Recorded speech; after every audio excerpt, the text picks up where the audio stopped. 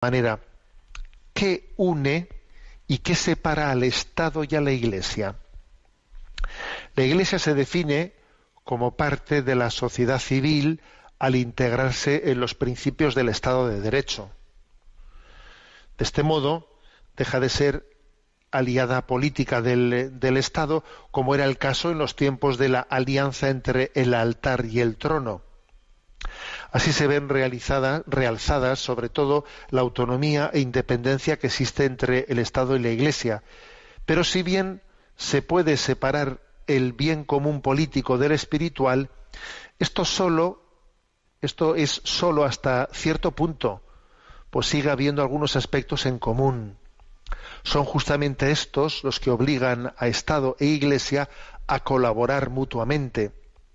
A pesar de su obligación con la ley,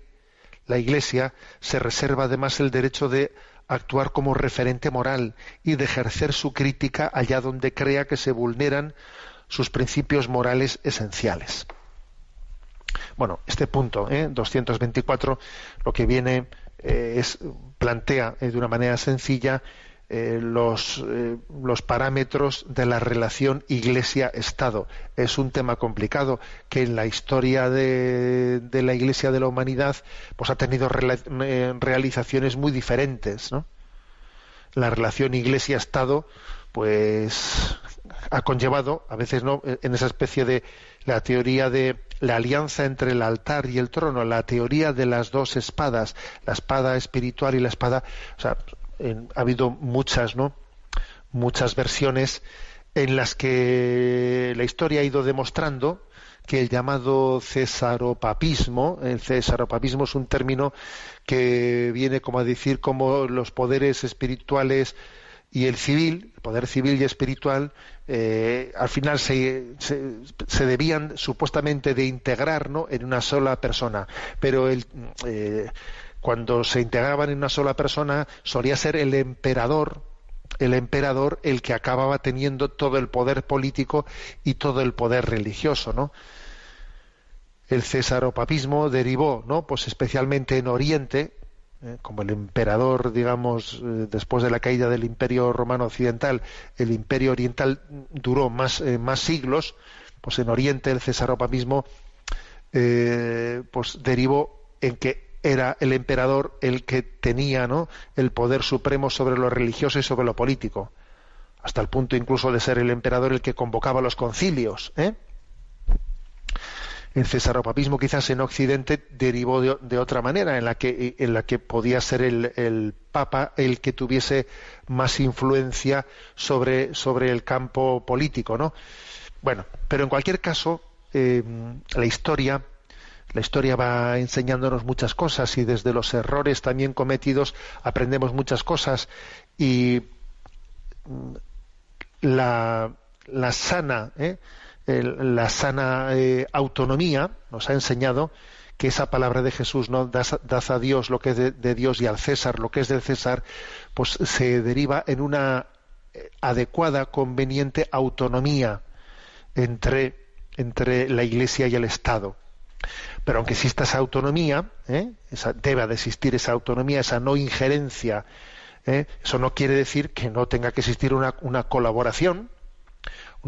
porque va a empezar la Iglesia pues forma parte también de esa sociedad,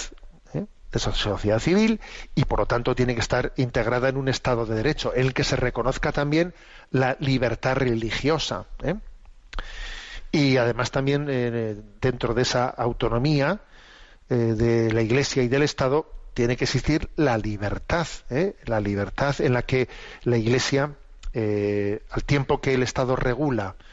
pues la convivencia civil e integra el hecho religioso en la convivencia civil, la Iglesia también tenga la libertad para poder ejercer de conciencia crítica. Es curioso que en algunos países de herencia masónica pues no se le permite a la Iglesia pronunciarse en público o pronunciarse sobre aspectos de la vida política. En algunos países de tradición masónica tal cosa es así, es así.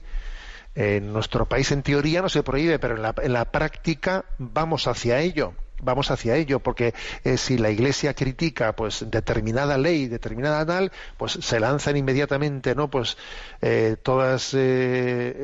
todos los resortes mediáticos controlados por el Estado contra ese ejercicio de esa función profética de la Iglesia de denunciar los males morales también presentes en la vida pública, ¿no? Luego, digamos que autonomía sí, autonomía entre la vida de la Iglesia y la vida del Estado, la historia nos ha enseñado, ¿no? La gran conveniencia de que eso sea así, para que no exista una injerencia, ¿no? Por ejemplo, cada vez que ha habido injerencias en la elección de los obispos, etcétera, eso ha sido un pequeño desastre, ¿no? Pero esa autonomía, lo que no debe de derivarse es en una especie de pérdida de libertad para que la Iglesia ejerza esa función profética a la que está llamado a ser, como conciencia moral también de una sociedad, especialmente de todos los católicos presentes en esa sociedad, una conciencia